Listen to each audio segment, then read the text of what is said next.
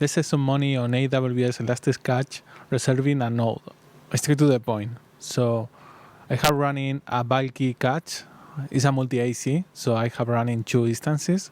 So in order to reserve a node, you can go here in the left menu, reserve nodes, and this is ElastiCache. Here are the historical one, the last one expired yesterday. So click the purchase reserve nodes here.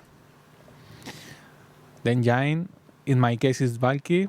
In case you have a Redis or a Memcache, here are the options. Valkey. In my case, it's the T4G micro. Here is.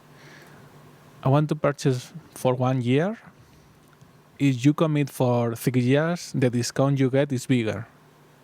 In my case, I will choose the all upfront, which means I will pay all the costs right now to get a bigger discount. You have more options like no upfront, that you commit for 1 year in this case, but you don't pay anything right now, but you commit. So in case you delete the instance, you will still pay a bit. And there is a mix option, which is the partial upfront, which you will pay something, which is a half, more or less, right now, and then the remaining quantity you will pay every month. In my case, I prefer all upfront. This ID is optional. I don't set anything.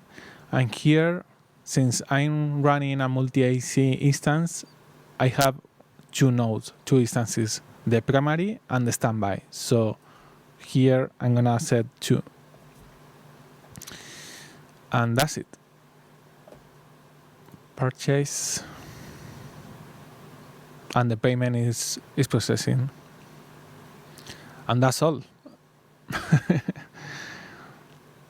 How it helps. I have another video in the channel regarding reserved instances in RDS, in the database. So in case you want to take a look, I will set somewhere here. And that's it. I hope it helps someone, somewhere, sometime. And that's it. Consider like this video and subscribe for more. Thanks for watching.